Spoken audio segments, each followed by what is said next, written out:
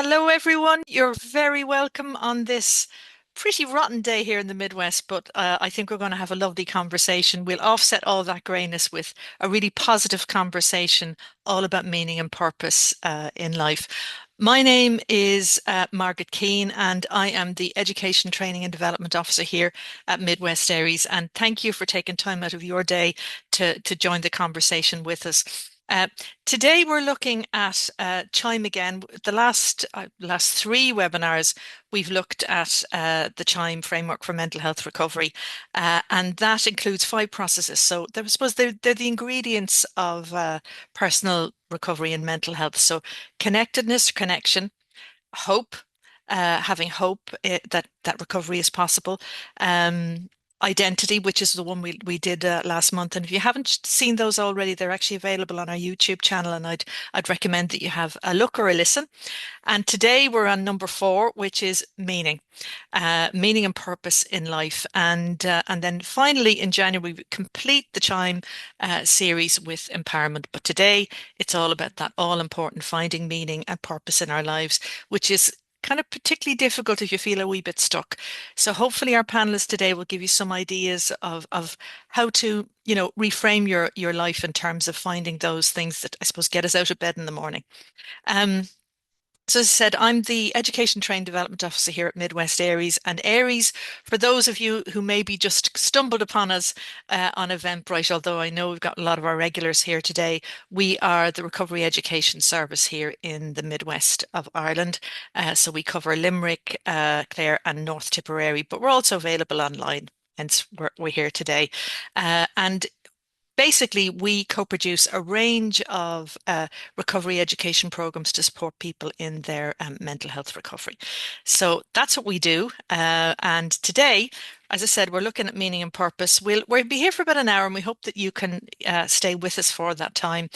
We always love to have to get the conversation going really quickly with yourselves. The chat function isn't open, but how you can communicate with us, with the whole panel, is through the Q&A button, which is there. It should be on the bottom of your screen, depending on what device you have. It's a little Q&A button. If you open that, you can say hi to the panelists, give some reflections, and all importantly, if you have questions. And I will do my absolute best, given the time that we have, because it goes very quickly, to put that to the panel. So who are the panel? So I'd ask them all if they could just to open up their cameras so we can see them. Our lovely panelists. Then here we come. Great stuff. Uh, so yeah, so as usual, we've got Mike O'Neill, who is our fearless manager here, fearless leader in Mid West ARIES. And thanks, Mike, for joining us today. I know you're particularly busy, so we really appreciate that. Cathal Dillon, who is a family support worker in Shannon Family Resource Centre. Cathal has been such a great supporter of ARIES and particularly recovery education here in the Midwest, and we really appreciate him taking his time out today to talk about meaning. So dying to hear about some of the initiatives that are happening in Shannon Family Resource Centre. We also have with us Nicola Greene, who is the Senior Occupational Therapist, the Young Adult Disability Team, HSE Mid West. I know from what Mike has told me that Nicola was involved with recovery education back in the day. So it's great to have Nicola here and get that perspective around occupational therapy. It's just great to have that because it really fits in to the topic we're going to discuss today. And finally, we've got Kayleigh Mullane, she was here earlier. I can just see already you've had a few technical glitches, but we'll just sail on, just keep on going. But Kayleigh, I'm sure will be in with us soon. She is the social prescribing link worker, social programs, Limerick City Partnership. You might remember it as Paul Partnership. I think it recently changed its name, but Kayleigh be with us shortly. I have absolutely no doubt. So enough of me chatting. Let's get the conversation going. So, and remember, Q&A button if you want to contribute anything. I do have a couple of questions already good to go. And thank you to, I have a really great question around retirement that I'd like to put to you later on from one of our attendees today. So, brief round of introductions. Mike, I'll start with yourself. So can you each tell me a little bit about your role, so just briefly, and what you might hope to get from today's discussion? So Mike, we'll start with yourself. Yeah, many thanks, Margaret. My name is Mike O'Neill. I'm the manager here at Mid West ARIES, and we're the recovery education service here in the Midwest. And delighted to be here today. But more importantly, I'm delighted to have, I suppose, when Kayleigh gets back in, but Nicola and Cathal here, three new people who are first timers on the webinar series, just to get different perspectives. Because again, more information, more knowledge that's shared, the better. Yeah, great stuff. Thanks, Margaret. Thanks, Mike. Absolutely. I love having that new perspective. It's great. So yeah, we'll go, Cal, talk about new perspective. Come to you next. So again, just a little bit about your role, maybe a little bit about Shannon Family Resource Centre, what happens there briefly. We can go into it a little bit more as we go on. And again, what you'd hope to get from today's discussion.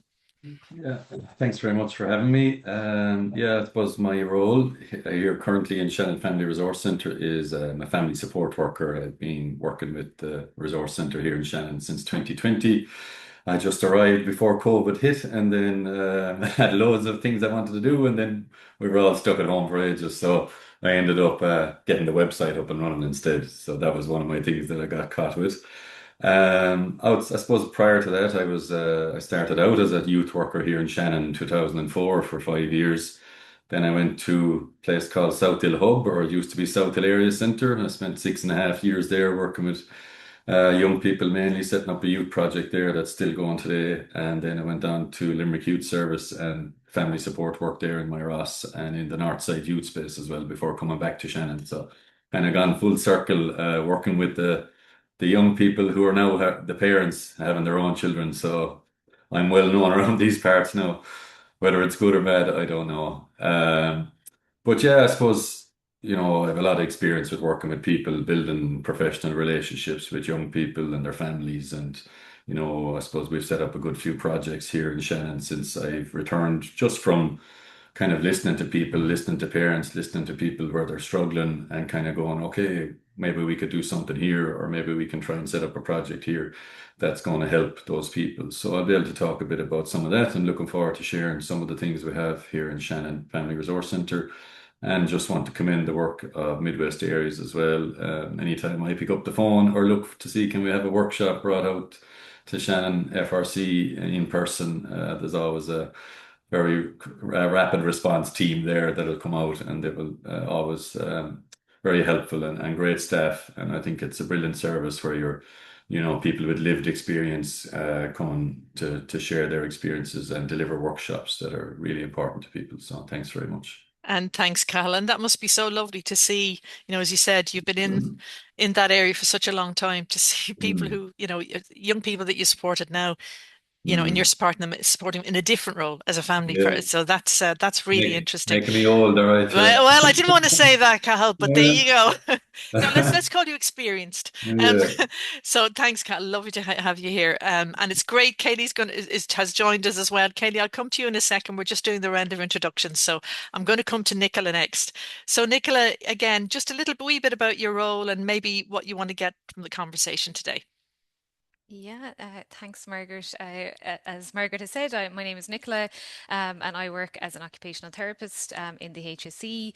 And I suppose over the years, I've worked in many different settings, including mental health. And I suppose that's how I've come to know a little bit about ARIES and was involved in the very early stages when it was first being set up. So I'm delighted to be back today and linking with Margaret and Mike. I suppose my current role, I work within the Midwest Young Adults Disability Team. So this team really is around supporting young people who have a disability from transitioning from school into HSE rehabilitative training or day services. Um, and I suppose maybe a little bit about what exactly an occupational therapist is, because some people may have heard of occupational therapy, and for others, it might be the first time that you've heard of occupational therapy or of an occupational therapist. So I suppose my role is really about helping people to engage in activities that are meaningful and purposeful to them. So I suppose this topic today is very relevant to the role of OT. And I suppose OTs focus on occupations, and a common misconception that comes up from time to time when I meet people for the first time is I'm not looking for a job. Why am I meeting an occupational therapist? So I suppose for OTs and the profession, we kind of look at occupation more broadly than just work or finding work. Now, that is part of the role of an OT, can be to support people to look at job opportunities or volunteering opportunities, but we would look at it, from a much wider perspective. So things like self-care, looking at hobbies, interests, being able to participate in your community. Um, we look at a wide variety of things. I suppose it's really about what matters to the individual. That's really what our role is all about. Um, and we really try to look at the person holistically. So when we meet a person, we're thinking about the person, the environment, and the occupation, so and the activities that are most meaningful to the person. So I think I'm really excited to be part of the panelists today and to hear from others about what brings meaning and purpose to their lives. And who knows, I might pick up a few tips along the way as well. So it's always great to hear from others around what supports are out there, and also for me, for signposting people too. This is a great way to hear what other supports might be available that I can link people to. That's perfect, Nicola. And that's the whole point of these conversations. We learn from each other. So fantastic. And yeah, I think occupational therapy with this particular subject, I think it's a lovely match. So it's great to have you here. We'll move now to Kayleigh. And thanks, Kayleigh. I know technology can be a little bit tricky sometimes. So thanks for getting back in. We really appreciate it. Kayleigh, as I said, is the social prescriber link worker in Limerick City Partnership. So Kayleigh, again, just the question is, I suppose, a little bit about your role, because some people may not understand what social prescribing actually is. Just in the way Nicola explained occupational therapy, I think that's really useful. And then maybe what you hope to get out of the conversation today. Thanks, Kayleigh. Excellent. Thank you, Margaret. And I hope that the connection stays okay whilst I speak. But social prescribing essentially came in kind of on the back of COVID. And I suppose the key purpose of it is to get people engaged as well, very much like occupational therapy, but mainly for those who might be experiencing isolation. So isolation and loneliness is one of the key topics that has come up on the back of COVID, but also if somebody was living with something like chronic pain or experiencing mental health difficulties, it can be a very lonely time. So getting, I suppose, their chance to speak to someone like a social prescriber where they can explore all areas of their lives as well. So how it kind of works is they get referred in by either their GP or somebody in the primary care team, but they can also self-refer as well. They would meet with myself or another social prescriber in Limerick called Sinead, and we would sit down, and it was a chance for them to get to know me and me to get to know them. And we would look at all aspects. So it gives them, I suppose, a time to reflect. It gives them a time to look at what's a priority for their own lives. It looks at their community, but also, I suppose, communities within communities. So a person might grow up in a particular area and they might say, I'm from the north side of the city or I'm from the south side of the city, so I feel this is my community. But if they have something like a particular interest, or if they're experiencing something like loneliness, we tend to team categories together and bring people together then where they all have a shared common interest or a shared experience that they had that they might find challenging. So that's a key role of the social prescribers. We do, I suppose, look at across the board what is coming up, how are people feeling, and who is the right supports out there, and we get that into place. So that's a key piece for social prescribing, but as I said, it is open to everybody over 18. You can self-refer in. It is a free service. And if somebody even, I suppose, if they're thinking, I'm not quite confident just yet, we take it very slow. We go at your pace. So, That's yeah. fantastic, Katie. I mean, what I'm getting even from our perspective, Aries definitely all of the disciplines here or the perspectives, it's all about being person-centered, Mhm. about the individual, their needs, which is absolutely fantastic. So I'm going to kind of move to that's your kind of professional head, and you can answer this question both in your professional life and also personally as well, because Chime is a very personal thing for all of us. Mhm. Connection, hope, identity, meaning, and empowerment. So, you know, what does having meaning and purpose in life look like to you personally, and why do you think it matters to our well-being? So who'd like to go first with that, Mike? Would you like to go? Yeah, I'll I think you're go. ready. That you are ready there. You're ready. Yeah, I suppose it's just I'm fascinated to listen to the common themes and threads between we say Nicola, Kayleigh, and Cathal here in that that there's opportunities and options out there and there's people there willing and to help. And I know when I was attending the day hospital and I know and again it just brought back to mind because again I was, I suppose, structure in my day. It was a challenge, and that was the big thing for me, and around organising my day. And I know, and I'm going to give a shout out here. She's a OT up in a rehab psychiatry service. Deirdre McNamara, and she was my OT, and it was just kind of, and it was a normal conversation. Looking at it, having a conversation, making that connection, and that really helped. And I know the first time I met Carl. I was doing, and again, it was back to finding that meaning. For me, it was, I suppose, as an early school leaver, it was, I ended up doing a college placement up in, with the South Hill Men's Shade, and Cathal was the bus driver, and he drove us everywhere. And you know what? It was great crack, and I was doing placement. But when I was finished my placement, I stayed as a member because it was just that connection with other people, as Kayleigh said, is that group finding that group and common themes and threads and like-minded people. And that I really enjoyed. And unfortunately, I got a job and had to come back to work. And but at the time, it was a brilliant window. So again, it's kind of reach out, ask, and then if you're struggling to even find it, look at things you enjoy. Back it up completely. It doesn't have to be just looking at your strengths, but look at what your interests are and find those groups and that like-minded people. Anyway, I'll keep talking so I give someone. No, no, no, and thank you for that. I just think it's hilarious, and I can see Cathal now as a bus driver there, so it's brilliant. Cal, I know you want to come in on that. So, yeah, again, in terms of that meaning and purpose piece, what does it look like to you personally? I remember that well too, Mike. And the men's shed, great memories from the South Hill men's shed. And I didn't just drive the bus, I suppose, but I enjoyed that part. Um, but yeah, as Mike said there, like it's those groups and those places that you can connect with and you can feel yourself. And I suppose for me, like just looking at the question, I suppose I think it's definitely a question with many facets. I suppose for what one person considers a purpose would be totally at odds with what the next person believes. And I suppose for me, it's about being true to myself. And I suppose being clear about my values as a person, who I am, and trying to connect with what I believe in and what I want to live by. I suppose if you get take time to reflect on that, even and block out some of the outside things that are happening, even for a half an hour at some stage, just to look at who am I, what do I believe in, what are the things that I value.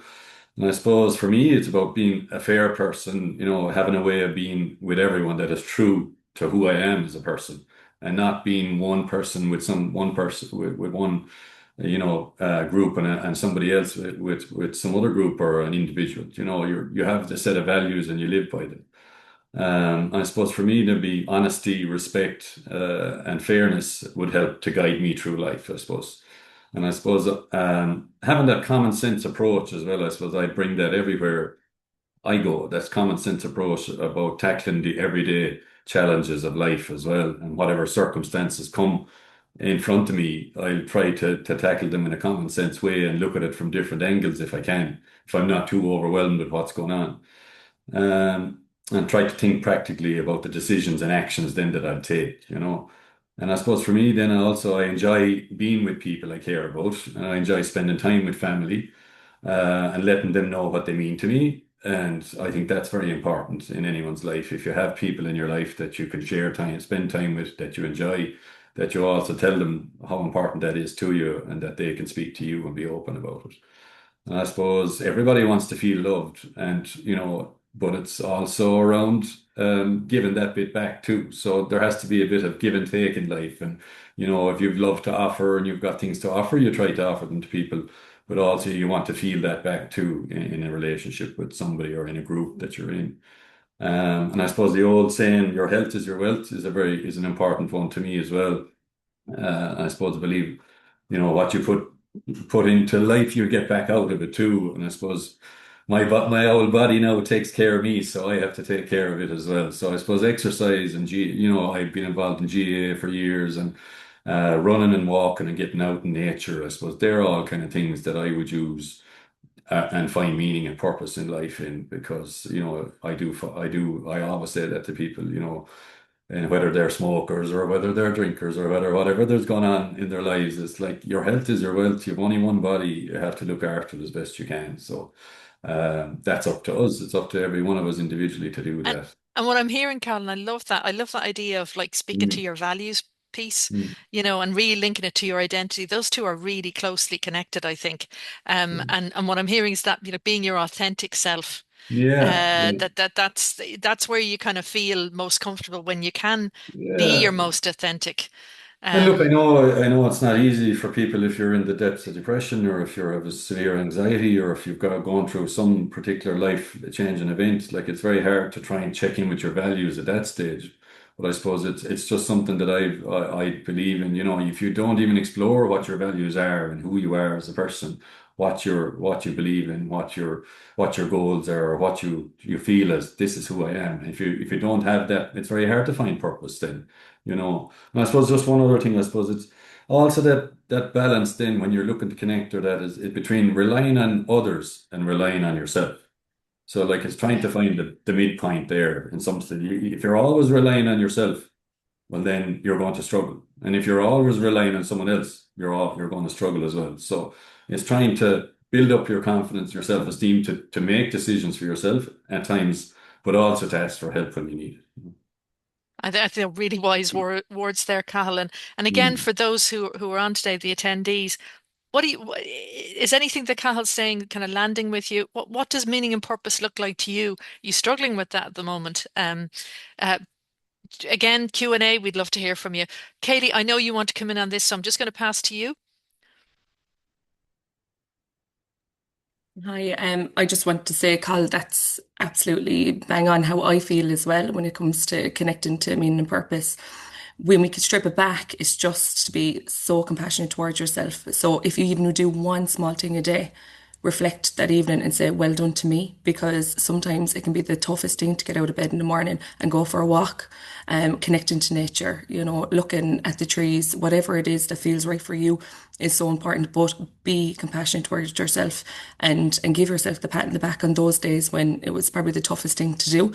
And it'll always make you feel better. And you'll naturally build up those confidence pieces. The little things we do each day will naturally build up the confidence and it'll become part of your routine. It'll get easier and easier. And that's the connection then to something bigger than yourself. And that's what brings back to the meaning and the purpose side of feeling connected, and easier as we go. But yeah, no, amazing stuff. Yeah, definitely. And again, what's coming out, and this is for Chime for me, this is the way I think about Chime. It's a wheel. The spokes of the wheel are connection, hope, identity, meaning, empowerment. If one of them's slightly off, you're going to wobble a wee bit. They are also interconnected. I mean, you were talking about connection, communities. I love that as well, Cathal, that mention of the balance. If you're doing it all by yourself, you won't get there. If somebody, or if somebody's taking all that responsibility and taking that choice from you, you don't get there. So yeah, it's really, really great conversation. Just in terms of why it matters, why does it matter so much, do you think? I mean, we kind of accept that it matters. We know it matters, but what is it about having that, I suppose, push to get out of the bed in the morning or reason to get out of the bed in the morning? Why does it matter? For me, I suppose if you come in, it's just, I Yeah. suppose, without that meaning and purpose, I suppose you're kind of lost, and I suppose we all want to know what we're doing each day. Like, if we don't have a job, or if we're working, or whatever's going on, we need to know, okay, what am I doing tomorrow? Where will I go? What will I do?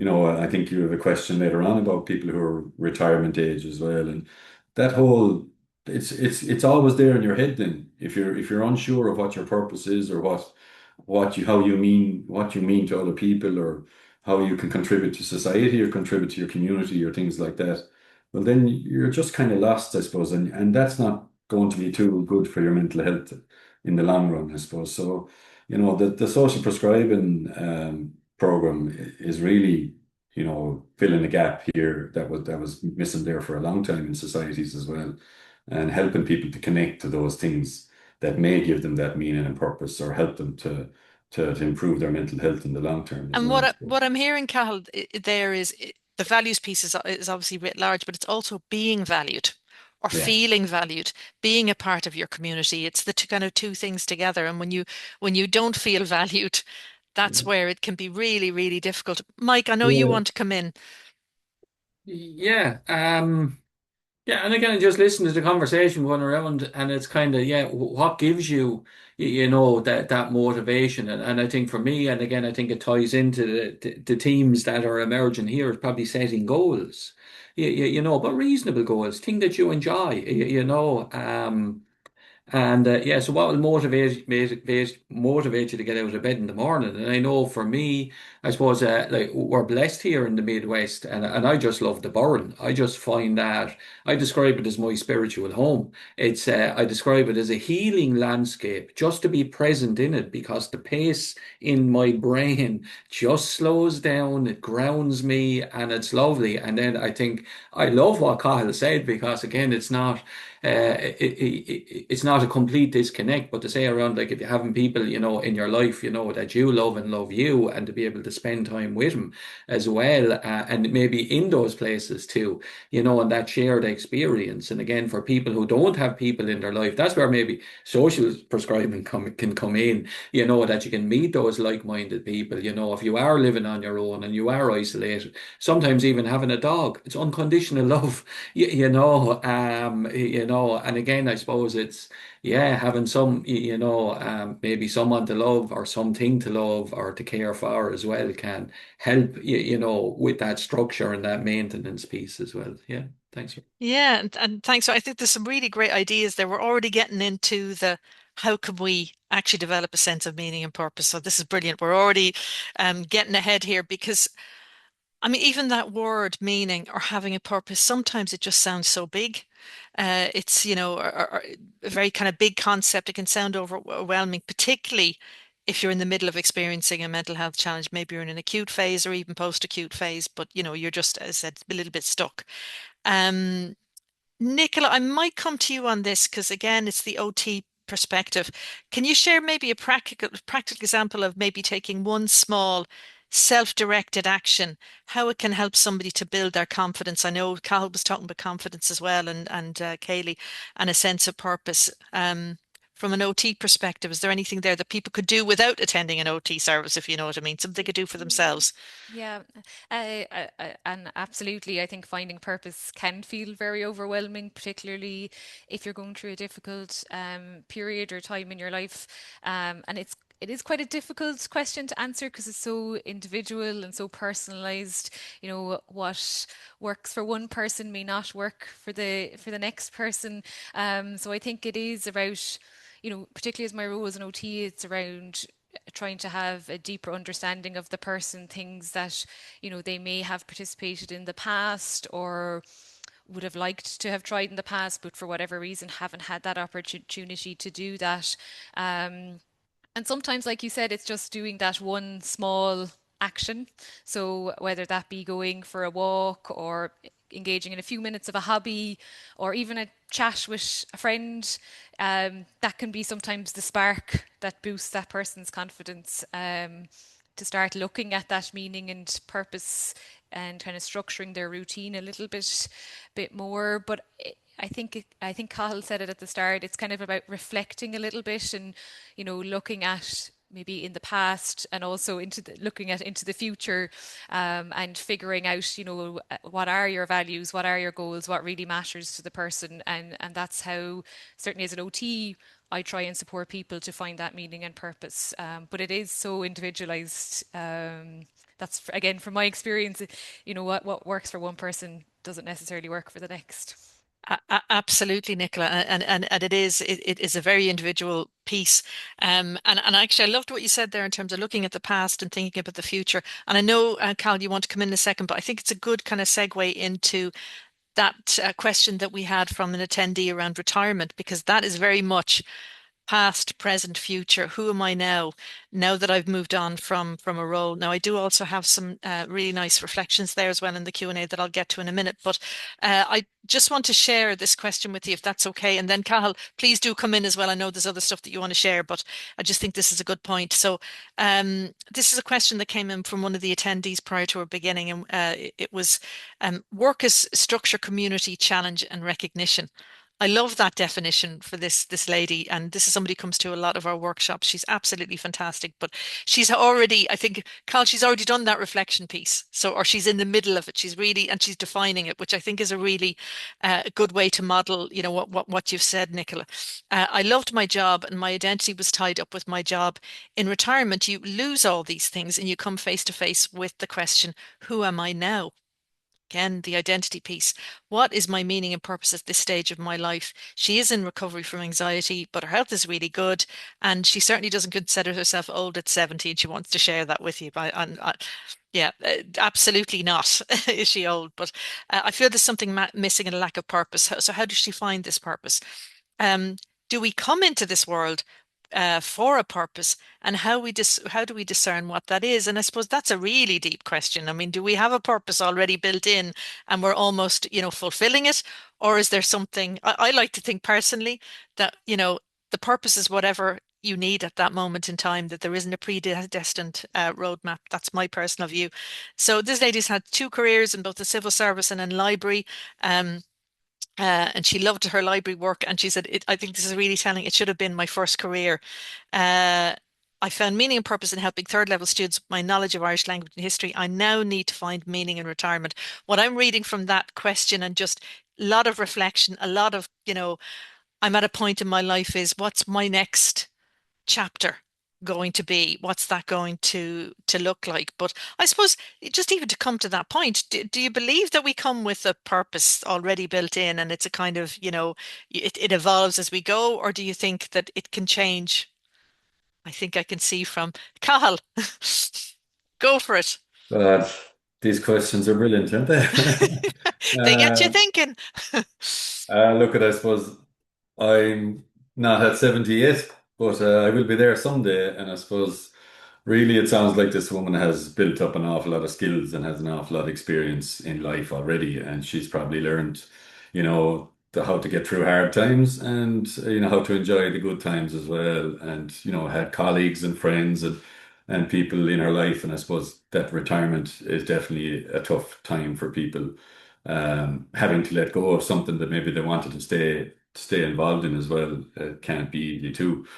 But I suppose there's no right or wrong answer to the question. Like it's what, again, like what are her values? What does she enjoy? What did she enjoy? What does she still enjoy?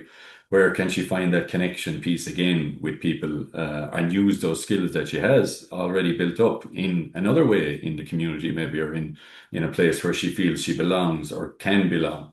A lot of it is about maybe asking questions in your area, the likes of what Kayleigh does, and my colleague here, Suzanne, the social prescribing link worker, would be a great place to start, especially if it's affecting our mental health, because that's what the role is about. But like here in Shannon Family Resource Centre, we have, you know, life coaching for women program, life coaching for men. You know, that whole program with our facilitator, Kasia Kowalska, I think we've maybe 100 women gone through the program the last couple of years. And you know, I remember putting it together with Kasia, and we were like, I'm meeting these people in families around Shannon, and, you know, women are, particularly women, were, I'm a mother, that's my job. But then children are getting older, and, you know, they don't need me anymore. What do I do now? And I suppose we would have designed the program around, the first workshop is around checking in on all the areas of your life, relationships, um, your employment, you know, your community, your spirituality, your finances, everything. And you check in on every area of your life, and you rate yourself. And then you decide what your goals are. What do you want to improve? What areas do you want to work on? And where would you like to be, you know, after this? And we run it over 4 months so that people have a chance to reflect in between workshops, and they get one-to-one coaching in between, so that they can then put what they're working on with the life coach into action over the next month, come back to a second workshop and focus on one of those areas and meet other people who are in the same situations. And I suppose that peer support is a huge piece.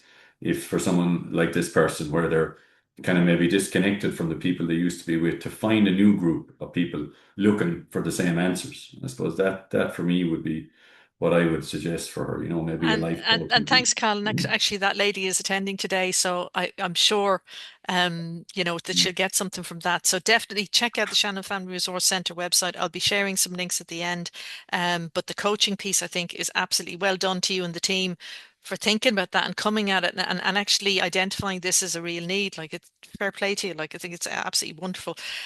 Mike, I will come to you. Because I know you want to come in on this, but just again, a couple of reflections from the participants. So, meaning something I've found has supported me to keep going, to see the bigger picture. Purpose is more settled determination. Oh, interesting. It involves intention and action closely linked to identity and can be a powerful driver for me. For me, I find meaning and purpose in my work. I find it can be an awareness that I'm part of humanity. I also find meaning in little things like a doodle a child made for me. That's really interesting. The kind of, the bigger picture meaning, but the purpose is the doing. Yeah, absolutely. Marion said, I agree with Cathal, without meaning and purpose, you are lost. And I think that's, yeah, it's how you move away from that. And Cathal's given very good examples of how, you can find new communities. Volunteering, I think, is one of the most brilliant ways to actually get doing stuff and finding a purpose, particularly in retirement. And just a question for yourself, Kayleigh, and again, you could put it into the chat. Just wondering, does Kayleigh cover the Clare area? So if I'm going to come to Mike now, but if you want to just give that answer in the chat to the group, that would be brilliant. Thanks. That's perfect. Okay, Mike, would just come to you now, if that's okay. Yeah, I think it's just following on from, what Cathal, and I'll just give practical example of what I did. And I know, like, when we're looking at meaning and purpose, first thing I'll move sideways slightly. Conversation we had in here in the office one day on that subject. And one of our facilitators here, Sylvia, said, and I'll paraphrase this, and all she says, no, we're born with a blank canvas and it's up to us to paint the picture. And that's the free will and choice, and we decide. And I suppose for that lady again, that questions around retirement and interest, particularly when she mentioned worked in the library services. Um, and I'll get to that, but I know I would have been volunteering is a great way to go out and meet like-minded people and socially and everything else, even if it's not in the workspace. I don't know, like I would have spent 13 years as a Samaritan volunteer, 20 years in victim support, but I was also a volunteer in the Hunt Museum. And that this is why I'm saying that, because I know there's different collections added in there. And again, I'm not a volunteer, obviously, as I say, when I got back to work. But people make assumptions about things. But when I was in there, to myself and another lady, we got to catalogue John Hunt's private collection. It was never catalogued, And I know a lady Dunraven donated a huge collection of items into the Hunt Museum. Now, when I was there, that wasn't catalogued. So again, if that's a specific interest around cataloging or even looking at libraries and the way they work, because there's a docent library in there as well, and you say, yeah, I would like to get stuck into this and potential in there. And again, all of the collection itself is catalogued, over 2,000 items in there. And there's maintenance and stuff and record keeping and stuff has to be done there. So again, it's finding what you like, then build on your strengths, and going back to what Kayleigh said, that collective thing as well, then like-minded people, and it's finding the right fit. And look at this retirement as a huge opportunity, because if you have that blank canvas, it's up to you to decide what I want to do. And by having these conversations with the right people, get good advice, good guidance. And if you don't have people in your life, go out and pop into your local FRC or community hub or whatever that looks like. Look at the notice board, have conversations, ask to meet people, and because everybody wants to help. When you look at what the conversation we're having today, everybody here is here, what are we doing? We're trying to help people, and instinctively people are good natured and want to help people. And the minute you reach out, people will respond. It's very simple. Yeah. Thanks, Margaret. And thanks, Mike. And I know it's about finding that joy, isn't it? It's, the joy in the everyday or things that brought you joy in the past that may bring something in the future. And I suppose um, that's great if you can knock on those doors and you're asked for help. And what's brilliant about this lady is she obviously is. She knows herself, she knows her mind, and she's at that moment and she's ready for it. I suppose people who are very, very socially anxious and possibly couldn't walk through the door of, I might come to you, Nicola, on that, on this piece. Just if somebody's really struggling, how can specifically occupational therapy, do you think, help them really to navigate that piece? Because it may be just, knocking on the door, becoming part of groups may seem actually too much. Yeah, yeah, absolutely too big. And I suppose, again, some people may be accessing supports through their local mental health services as well. And, there'll be different professions on each of the teams that people might be able to avail on, depending, I suppose, on what their challenges or difficulties that they're facing at that particular time. But I suppose, from an OT perspective, how we might be able to help. I think like one of the core skills of an occupational therapist is what we call activity analysis. So being able to break down activities into kind of individual steps or the sequence of the activity, and looking at, I suppose, what skills are required to do the task. So that might be the physical skills, the cognitive or the thinking skills, the emotional skills, and really kind of trying to figure out why the person might be having that difficulty with that particular activity or task, whatever that might be. And I suppose together, very collaboratively looking at ways of finding solutions or strategies that might support that person to be able to engage a little bit more. So again, that's very individual, but it is, activity analysis is a really good way to kind of break down tasks into kind of its minute segments. And I suppose the other thing as well, as an occupational therapist, and particularly when I would have worked in mental health services, it's about helping people to try out new activities. So, it might be that they have the support of an occupational therapist or another member of the team for the first couple of times they try out an activity, and help them to use the strategies that they might have learned in sessions, be that with an occupational therapist or a psychologist or a social worker, live or in practice, I suppose, and to have that support there in those early stages when it can be particularly difficult. And then with the hope of being able to grade and support the person to be able to do that themselves in time. But I can totally appreciate, for all of us, doing something new for the first time can be really challenging, whether we have experience of a mental health difficulty at that particular time or not. So having that support person, I think, can be really helpful in those early stages as well. And also it's useful because then you can come back with your occupational therapist and kind of reflect, okay, well, what went well?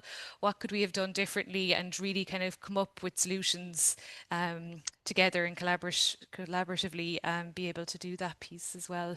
So I'm not sure if I answered that question. No, I you suppose did. but they probably No, the two things. no, absolutely, Nicola, you did. You nailed it, and that's why I wanted to kind of dig a little bit deeper into that because I think for people who really are at that point where they really do need support around, particularly the confidence building, and Yeah. even having choice. And actually, Kayleigh, I might come just to you in terms of that, in terms of the follow up. Again, looking specifically at social prescribing, and we've already talked about bridging the gap really between healthcare and communities. That's what it's doing. Um, how do you think, just from your own experience, maybe an example that you can give, if that's appropriate, of the confidence building piece? So how does social prescribing work with that and building capacity, I suppose? I'll give you an example of somebody, and we only spoke about this recently at a different presentation for the HSE. So I'll try my best to keep the confidentiality of the person. So just give me a second to kind of clear out any bits that can be And identifying. and take your time Yeah, and really appreciate that. It's just yeah, if sometimes a practical example, if you can depersonalize it and make it, take out the private stuff, can just really help people connect with the, yeah. with the social prescribing. So this person had a visible disability, and that would have, I suppose, really limited on what he could do. He was living in isolation. Even though he had quite a large family, a person could live in a house with 10 other people and still feel lonely. So he was referred in by his social or by his GP. So when he first came into social prescribing, he had all the confidence in the world to get going. But once he actually got there, he realized, oh, maybe I'm not as confident as I thought I was going to be. So we worked on that for a little bit. Over the course of the time, he attended health-based programs to support him. So, for example, things like COPD, diabetes, we support different groups that are not clinical. They're more of a fun way of engaging with looking after your health, through singing or through different cooking programs that you can start bringing back home, that kind of thing. So he engaged in a number of activities. He also did the RAP program. So we did that through Mental Health Ireland with Claire Flynn, and we did a number of different other programs that he joined into. As his confidence built, we actually created a new min shed for the city, and he became the chairperson recently. So for somebody who was completely isolated, now, is engaging in activities that help with his wellness, help with his overall, different conditions that he has, and his confidence is built, and he's now connected to a group that he sees regularly. And that's the other key piece, is the consistency. Attending a workshop, here and there is so good because you learn different tips and tricks, but it's the consistency, having somewhere where you can go that becomes your space, learning about different people and how can you give back to them? How can they give to you? How do we support each other? Where in the country would we like to go? Like they're going to go off to the Dáil now as different trips and different things like that. So yeah, that's an example of how you find meaning when you're starting at the baseline. Is take it slow and steady. Look at what you can control. How will I support you, and how I support it, or how a social prescriber can support it, is by stripping it back. We will go with you on your first day. We have the connections already in the communities, so you have that confidence in knowing I'm with somebody that is aware of what's going on. They can explain a little bit more to me, and the confidence will build. And that's your connection, and that's how you build up the sense of meaning and purpose. That is a great example, and thank you so much for sharing that, Kayleigh. I think that you can really connect with it there, and um, what a what a beautiful journey, for want of a better word. And now for somebody modeling that behavior to other people coming into that men's shed, because um, that's amazing. And I love that word consistency, because sometimes that's the difficulty. You can be all gung ho, as you said, ready to go. Yeah, this is great, and then oh, and that's where you do need that kind of support coming in. And I was looking at Cathal when you were talking about families, and shaking the head around. You can be lonely in a big family, and it's trying to find, I suppose, the people who are going to support you, because sometimes within families the support just isn't there. We know that from our workshops. Sometimes families are the best thing in a person's life, but they can also be the most challenging thing in a person's life as well. So at the cause of certain things, I'm just going to go to just again a reflection from Noelle here. I feel we're taught to always have purpose in our lives, to learn skills to get us jobs. Nicola, that's going back to those occupations, jobs. But meaning for me is what gives me joy, looking at my strengths and what I can give back to the world, looking at what fulfills me and brings me peace. And again, I think that goes back to Cathal, the values piece, again. So, yeah, I don't know if, oh, Cathal wants to come in there. Yeah, Cathal, please come in. Yeah, I suppose I was just thinking of a couple of an example as well, and one thing that I had kind of made a note of is that like blocking out outside noise, I think, is something that many of us should focus on as well. Like everyone in society has an opinion, and we're all, everyone's to behave in a certain way and fit into a certain category or a box, I suppose. And that can be very overwhelming for a lot of people of all ages. And I suppose for me and experiencing that and working with people, it's trying to learn to say no or to block out some of that noise is very important at times as well. And I suppose to take time to listen to your own inner voice and to speak to someone you trust or has your best interests at heart. And it's important when you're unsure, I suppose, of what your own situation is or what you're struggling with, and trust someone. And I suppose, by removing maybe even social media or taking yourself off social media or putting a pause on things like that, or even listening to the news because it's nearly always negative. It just gives you that breathing space to think about what you need. And I suppose most of the answers to our questions, we have them, but we hesitate to trust our own instincts. And I suppose, an example, that'll help us to take stock then, I suppose, and kind of make decisions around our own life. And I suppose that's one of the things that I would look at and often say to people, can you block out any of that noise And and be able to think more clearly about where you're going and what you want to do.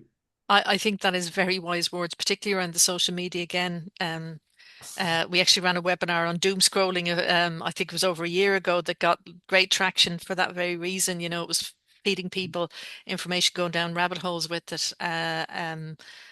But yeah, like just blocking that out and listening to yourself. I love that. Mm. Absolutely. I think it's key.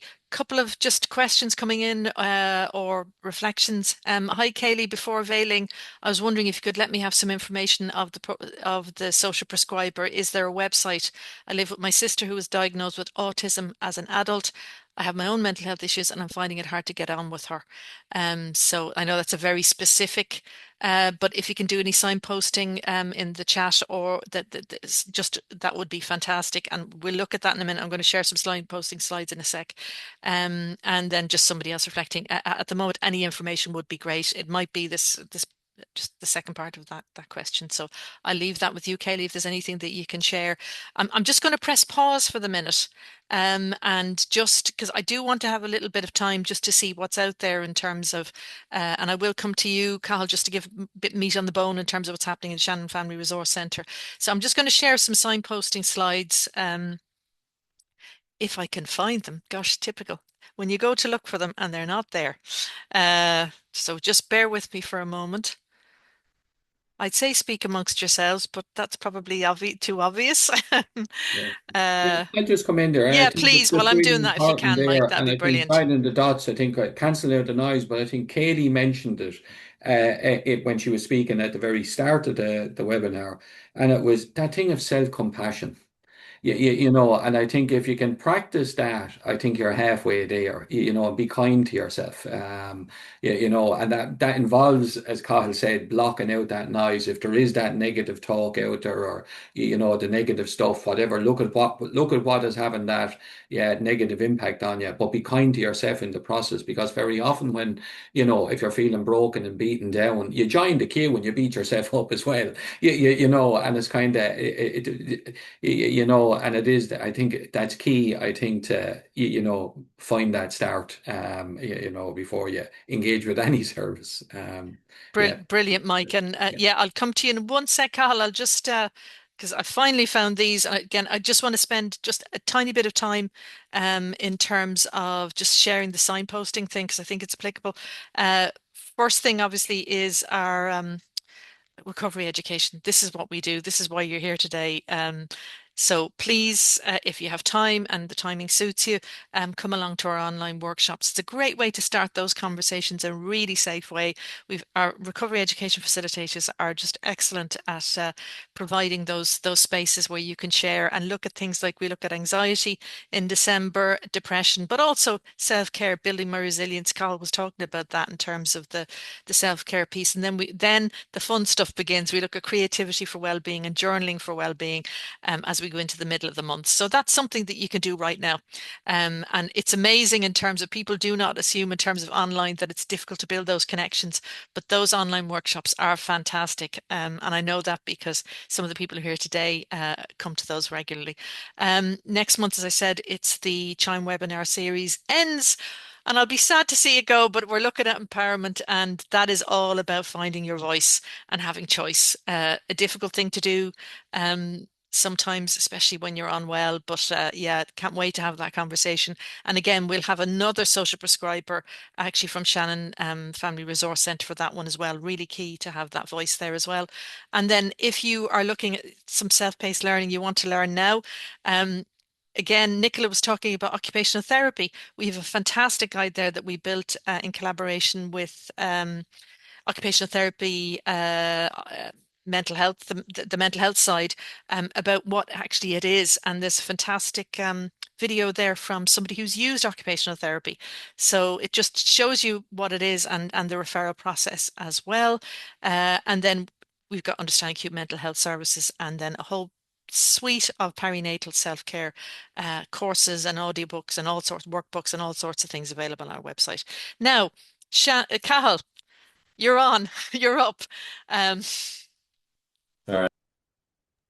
Yeah, thanks very much, Margaret. Yeah, I suppose I just wanted to share some of the things we're doing that may help someone to find that bit of meaning and purpose, or allow them to have that peer support with other people.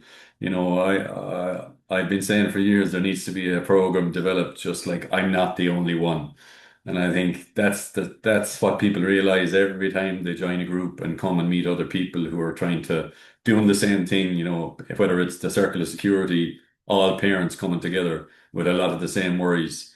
I'm not the only one. Even if they get that much out of it, I think they feel better straight away. But the Circle of Security Parenting program is a really, really, really good program, and it supports parents to follow the needs of their children, understand what they are, first of all, and just build on that relationship with their child. We have expressions of interest are open for that for 2026. And similar with the life coaching for men and the life coaching for women program, we're looking for expressions of people can register their expressions of interest on those links. And I suppose the life coaching, as I said, it runs over a 4 month period with 4 workshops across each month, and then one-to-one coaching in between with the life coach to help you focus in on your goals and what you want to change in your life to make it better for yourself, you know. So that's that empowerment piece as well, I suppose, as you were saying, Margaret. Perfect, Cathal, thank you so much. I think that they're fantastic opportunities. So anybody's listening there, definitely get on the website. You'll receive a copy of these slides anyway. The link will be there that you have to click on. So just, you know, expression of interest. And I suppose the more, Cathal, people sign up for it, the likelihood you'll get a good you'll get going with it. Oh, So yeah, we definitely yeah. will. Yeah, Yeah, thanks. no, it's brilliant. It's absolutely brilliant. And that's the thing about family resource centres. They're just great places. Killaloe, Ballina Family Resource Centre, Silver Arch, a family resource centre. We've done workshops out there as well. Just brilliant places to find activities and find communities. Men's Shed, Women's Shed. I know there's one in Ennis as well. So just keep looking, keep looking. This is our website, Midwest Areas. We have, if you want to learn more about what recovery education is, family recovery, that's something really important. And co-production. I mentioned it earlier when we came in that we co-produce all of our education programs. You can find out information there.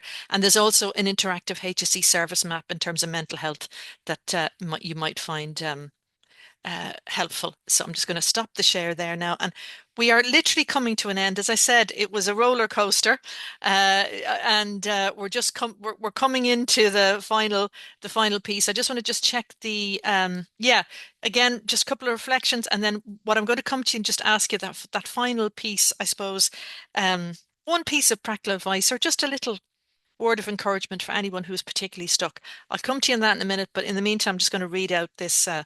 Somebody said many thanks. Thank you. That's great. And I thought in retirement I needed this grand purpose and was thinking of getting involved in recording memories of older people. But 2 weeks ago, yes, somebody passed away and it's had to have a rethink and now realize it's the everyday things you do that give you a sense of purpose.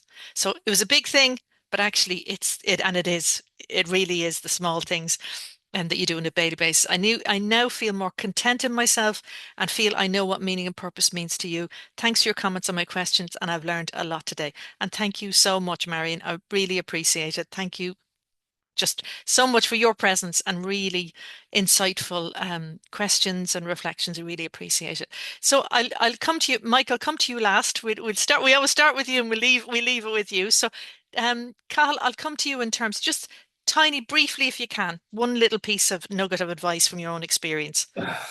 Well, I was going to share a little story, but I will quickly if you don't mind. But I suppose one thing is about what's in your control, I suppose, is a key thing. And like we can worry and worry and worry and stress over all sorts of things in our life. And I suppose maybe something that we could try and do with practical is maybe write a list of all our worries and then cross out the ones that you've no control over.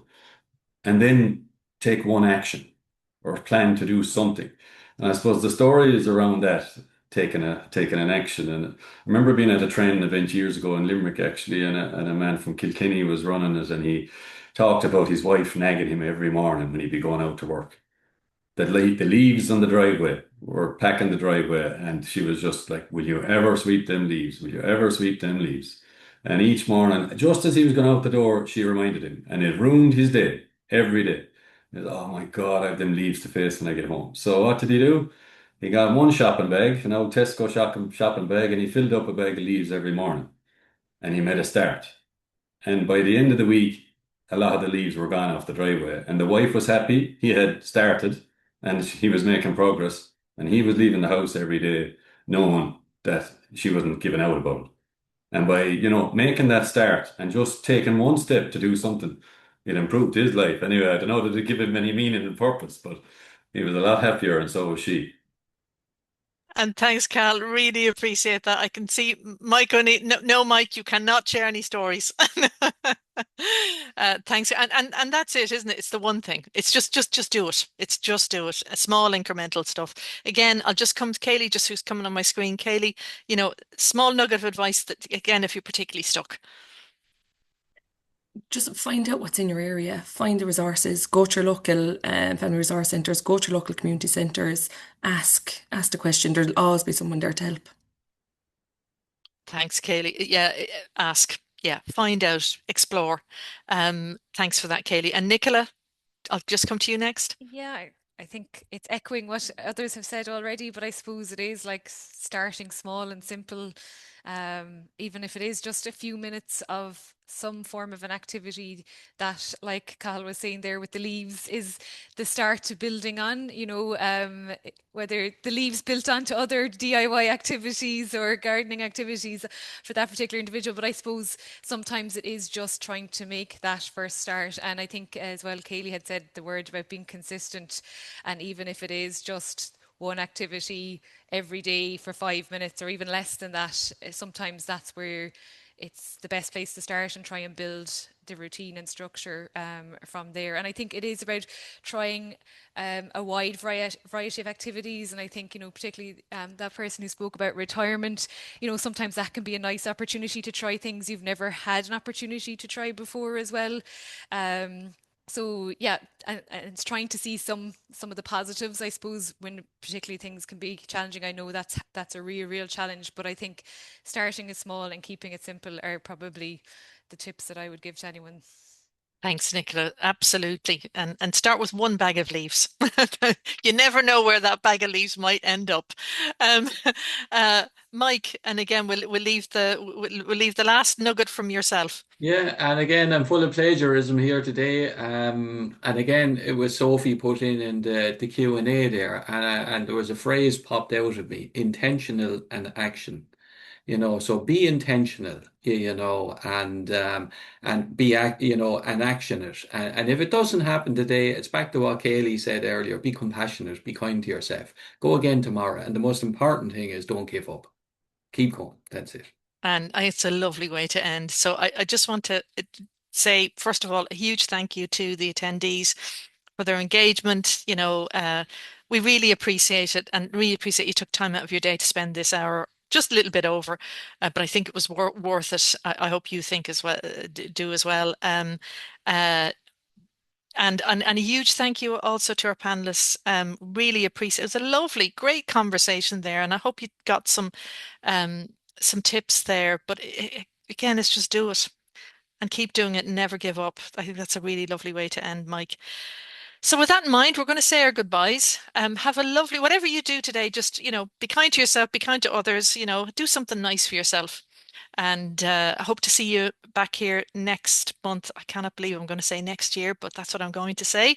And in whatever, we're not going to mention what happens between now and the new year, but because some people find that difficult. But whatever you do look after yourself, and hope to see you back here next January when we talk about empowerment. Take care. Bye bye.